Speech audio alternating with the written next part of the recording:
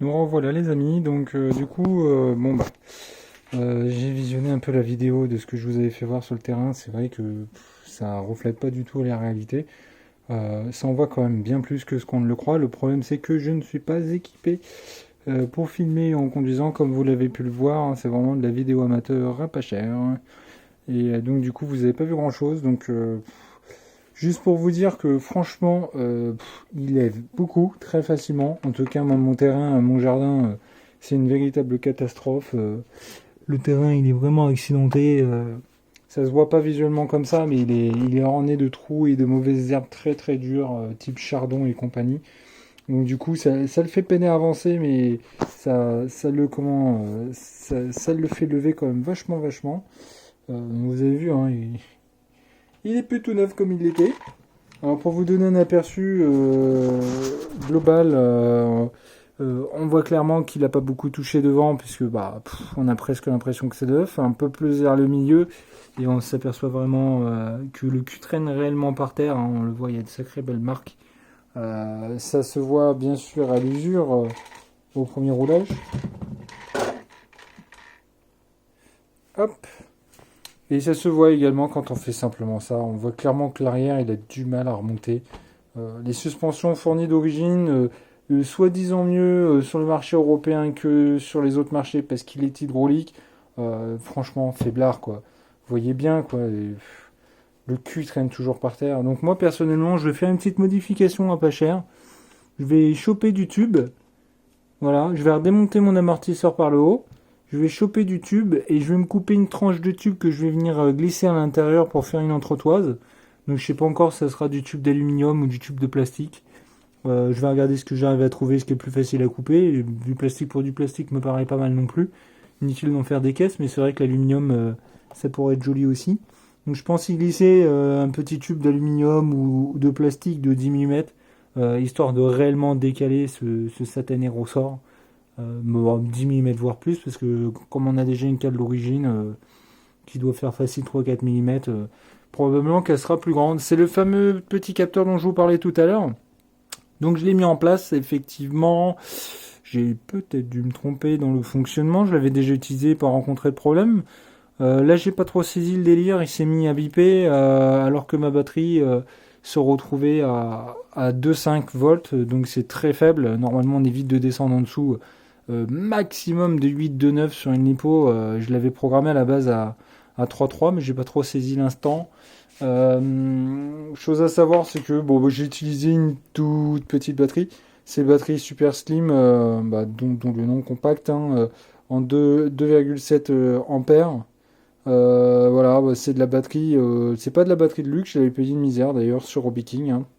Je sens quand même que à la première sortie, elle a pris un coup de chaud, mais je pense que ça c'est parce que je suis descendu trop bas en tension, ce qui n'est vraiment pas cool. Ça m'énerve un petit peu, à vrai dire. Mais voilà, voilà. C'est de la batterie à 10 balles, hein. J'avais acheté une toute petite batterie pour faire mes essais, parce que je voyais les gens acheter des batteries qui étaient deux fois plus grosses, hein, dans les 4 à 5000, ce qui peut être pas mal pour de très longues sessions. Mais je vois déjà rien qu'avec cette petite batterie là, sur la petite vidéo que je vous ai fait, plus après en roulage à fond dans le jardin, comme un cochon et tout le tralala, je me suis quand même aperçu que cette toute petite batterie qui est en plus plutôt avantageuse parce qu'elle est très légère, donc du coup c'est évite d'alourdir le buggy pour pas grand chose, et bien qu'elle emmenait quand même à 15-20 minutes facilement, hein. Donc si vous êtes moins nerveux sur la gâchette, il est fort probable que des petites batteries comme ça, une ou deux petites batteries comme ça, peuvent vous suffire à vous amuser de temps en temps sans vraiment trop investir des milliers et des cents dans ce véhicule.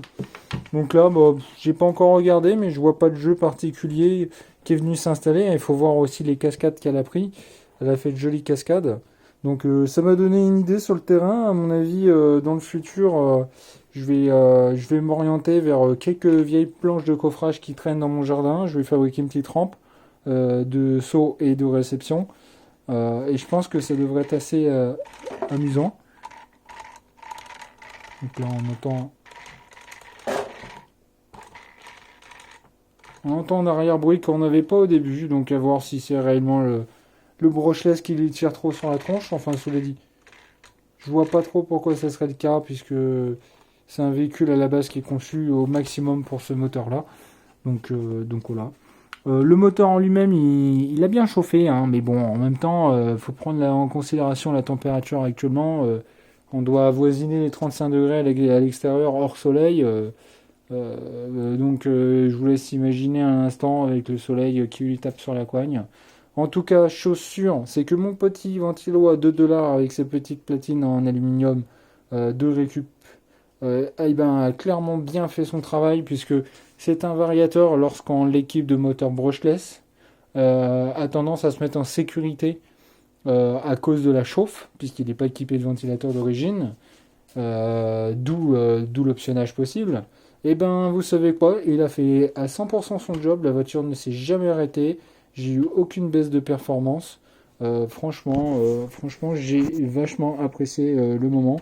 Le cerveau de direction qui vaut franchement que dalle, le fameux 996, je sais pas quoi, R ou je sais pas quelle marque qu'on trouve absolument partout, a fait clairement son travail. En même temps, vu le poids du véhicule, qui est clairement beaucoup plus lourd à l'arrière qu'à l'avant, c'est ça presque un petit reproche. Bon, ok, c'est un propulsion, il sera forcément toujours plus lourd à l'arrière qu'à l'avant, mais c'est vrai qu'il est vraiment plus lourd à l'arrière qu'à l'avant, qui fait que rien que vous mettez un coup de marche arrière, vous mettez un coup de gaz, il se braque. Le petit aileron en aluminium que j'ai fabriqué, dont tout le monde me disait c'est une catastrophe, il va plier, s'arracher, tralala. Et bien il a touché de nombreuses reprises, j'ai tapé des tonneaux. Vous voyez, la carrosserie, elle a rien du tout. Il n'y a aucun dégât à prédire. Même derrière, ça a frotté et pourtant, que dalle non plus. J'ai juste perdu dans la course un petit tampon que j'avais mis pour protéger la peinture du châssis qui a foutu le camp. Donc je vais m'en redécouper un autre petit pour le mettre à la place. Voilà, bon là il y a un bon dépoussiérage. Alors je vous déconseille de nettoyer tout ça avec une éponge de l'eau ou je sais pas trop quoi. De l'eau vous pouvez clairement directement dessus, mais pensez à supprimer la poussière avant de frotter. C'est la poussière qui raye bien évidemment. Tout comme le reste du buggy, il va passer au compresseur à la soufflette. Et oui, j'habite à la campagne, avantage. Voilà les petites choses dont il faudra vous équiper pour pouvoir rouler avec une lipo sur ce véhicule sans lui mettre le feu. Il a sonné, mais curieusement trop tard, hein. Donc je vais quand même me renseigner sur le délire. Voilà. Et puis si vous avez des questions, n'hésitez pas à demander où est-ce que j'ai pu avoir ci, ça. Si peut-être que des gens se sont posé des questions, comme servait ma petite prise avec mon interrupteur supplémentaire. Simplement, je fais du drone. Eh oui. Donc j'ai un masque FPV et une petite caméra de chez Ishin qui s'appelle la TX06, qui vaut une dizaine d'euros. Est une petite caméra équipée de VTX d'origine qui a juste besoin d'une alimentation en 5 volts. Donc cette petite prise, c'est simplement un raccord entre mon fameux accessoire, c'est-à-dire ma petite caméra, que je viendrai tout simplement fixer sur la carrosserie, soit avec des élastiques, je sais pas trop encore. Je vois que ça secoue quand même sacrément fort dans le jardin, donc j'ai pas non plus envie de la paumer au premier KO. Donc voilà, et c'est simplement raccordé avec une petite prise fuite à bas directement sur le cerveau pour l'alimentation. Ça tombe bien, le récepteur fournit 5 volts, la caméra en a besoin. Mais j'ai pas encore fait de roulage avec pour voir s'il y avait des perturbations ou autres, mais je pense que ce sera une petite vidéo qui rejoindra celle-ci. Pour les questions radio, moi perso, je suis un grand fanatique des radios de chez Kyosho. Entre le grip à l'arrière qui est super agréable, les gâches, le volant mousse qui est génial, les petits écrans. Vous avez un ensemble récepteur radio pour perso. Moi je crois que je les paye à chaque fois parce que j'en ai acheté une que j'ai revendue avec un véhicule. J'ai été tellement déçu de m'en séparer. J'en ai racheté une autre et je crois qu'à chaque fois je les ai payés 40 euros l'ensemble. D'autres gens vous diront oui, chez un tel ou un tel on arrive à trouver des radios chinoises bien moins chères. Ouais, mais j'en ai eu des radios chinoises bien moins chères. Des fois, il y a des endroits où malheureusement on peut pas rechigner. Et c'est des petites radios qui sont franchement pas trop mal. Voilà. Donc pas de casse. Dans l'avenir, je lui mettrai un petit jeu de LED que j'ai reçu aussi extrêmement tardivement de chez AliExpress pour pouvoir lui mettre de l'éclairage et pourquoi pas une petite vidéo de nuit avec l'éclairage et une petite vidéo FPV. Ça fera des petites vidéos sympas pour les gens qui s'intéressent au petit buggy 1/10 à construire soi-même. Voilà, donc pas pour info, hein, je pense que vous le saviez déjà, mais c'est un buggy en kit, donc il est fourni complètement démonté. À vous de l'assembler, à vous de le modifier comme vous le souhaitez. Je vous souhaite en tout cas de bien vous amuser en le faisant. Et comme je vous l'ai dit, avec le petit brushless derrière, on s'amuse vraiment bien. Il n'y a pas besoin d'investir des milliers des cents. Et si construire un buggy, ça vous intéresse pas et que vous voulez des performances à prix réduit, eh ben cherchez sur le bon coin. Vous trouverez probablement des véhicules plus chers, mais d'occasion, donc forcément dans les mêmes prix, tels que les Inferno en VE, qui sont super puissantes, mais qui vous demanderont deux grosses batteries de 4 ampères, donc déjà 2 fois plus grosses que ça. J'en ai possédé, c'est génial, ça envoie du steak, c'est solide, mais ça coûte cher en batterie. Et puis personnellement, même si mon terrain fait 1400 mètres carrés, là je m'amuse vraiment parce que j'ai de la place, mais avec un buggy plus gros, c'est plutôt comme un Kyosho en Inferno, c'est bien plus de surface qu'il vous faut pour vous amuser parce que clairement c'est jamais assez pour ces buggy là.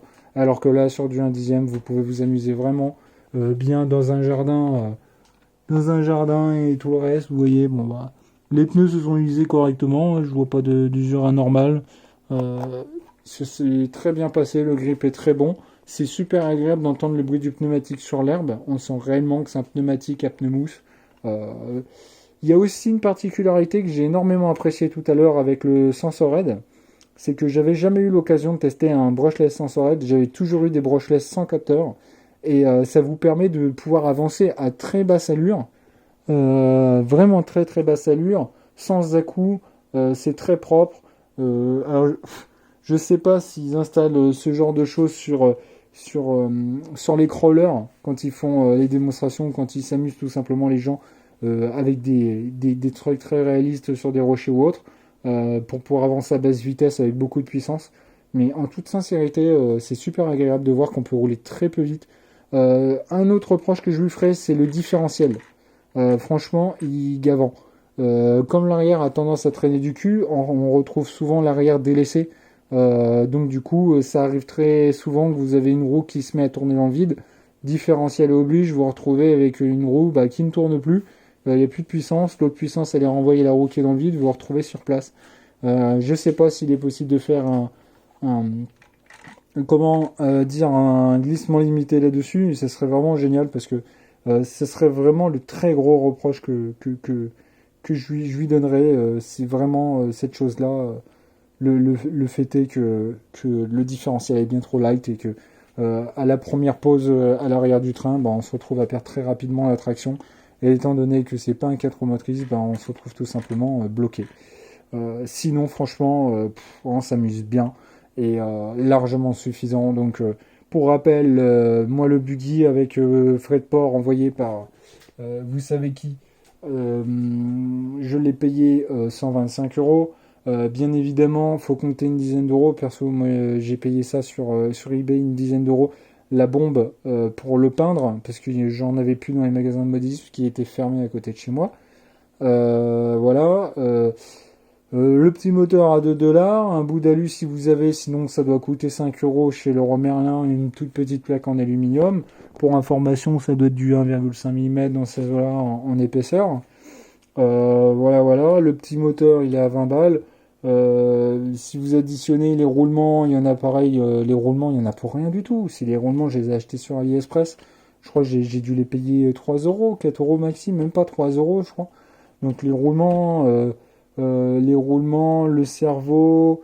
Donc déjà, on va dire, il y en a, imaginons pour 10 euros, vous voyez, c'est que dalle. On peut même inclure le ventilateur. Vous rajoutez le moteur, la bombe de peinture, et vous faites un budget, on va dire, de 50 euros en plus de l'achat du véhicule pour 170, 180 euros.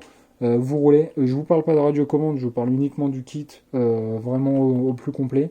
Non plus de la batterie d'ailleurs, parce que la batterie, bien évidemment, c'est toujours dû à part, mais ça vaut une dizaine d'euros.